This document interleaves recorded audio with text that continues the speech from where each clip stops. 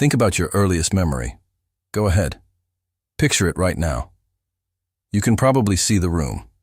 You can probably feel the temperature of the air. You're sure it happened exactly the way you remember it. But here's the strange part. There's a good chance it didn't. Not because you're lying, not because anything is wrong with you, because that's not what memory is for. You walk around with a brain that constantly rewrites your past, and you never feel it happening. Every time you recall something, you're not opening a file and reading it. You're rebuilding it from scraps, and every time you rebuild it, a few pieces get swapped out, a detail shifts, an emotion bleeds in from somewhere else, a face gets replaced. Most people assume memory works like a video recorder. Press play, and the scene replays exactly as it was filmed. But neuroscientists have known for decades that this isn't even close to true. Memory is closer to a story that gets retold so many times, the storyteller forgets which parts were real and which parts were added for effect. So why would evolution build a memory system this unreliable? Wouldn't accurate memory help you survive? Here's where it gets strange. Accuracy was never the goal. Usefulness was. Imagine you're an early human walking through tall grass. Something rustles. You freeze. Nothing happens. You keep walking. A week later, something rustles again. This time, a predator leaps out. You barely escape. From that moment, every rustle in tall grass triggers fear. Your brain doesn't need to remember the exact sound, the exact grass, the exact lighting. It needs to remember one thing only. Rustle equals danger. The details can blur. The lesson cannot. This is called reconstructive memory, and it was first demonstrated in a now famous series of experiments. Psychologist Elizabeth Loftus spent years studying how memories can be altered after the fact, simply by changing the way a question is asked. In one of her studies, people who watched a video of a car accident were asked how fast the cars were going when they smashed into each other versus when they simply hit each other. The word alone changed their estimate of speed. And weeks later, some of them remembered seeing broken glass in the video. There was no broken glass. Their brains didn't lie to them on purpose. Their brains filled in a gap with whatever fit best. And once that gap was filled, it felt exactly as real as the parts that were actually witnessed. You do this every single day. You don't notice it because there's no warning label.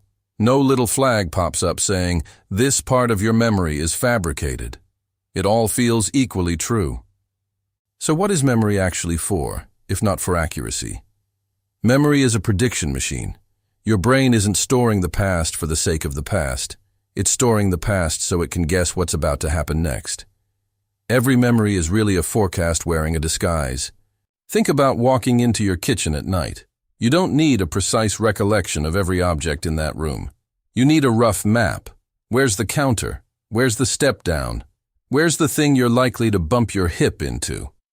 Your brain keeps that map updated, loosely, efficiently, and constantly overwrites the small stuff, because the small stuff doesn't matter for prediction. Neuroscientist Karim Nader ran an experiment on rats that changed how scientists think about memory storage. He trained rats to fear a certain sound by pairing it with a mild shock. Then, while the rats were recalling that fear memory, he gave them a drug that blocks the proteins needed to form new memories. The fear memory didn't just stay the same. It disappeared. This told researchers something unsettling. Every time you remember something, you're not just viewing it, you're rewriting it. The act of remembering is also the act of editing, which means the memory you have today of your 10th birthday is not the memory you had 5 years ago. It's been opened and resaved again and again, each time picking up small distortions from your current mood, your current beliefs, things you've heard since, photos you've seen, stories your family has told, and yet you'd swear it's the same memory you've always had. Here's the part that should really make you pause. This isn't a flaw that only affects small, unimportant memories. It affects the big ones, too. The ones that shape how you see yourself.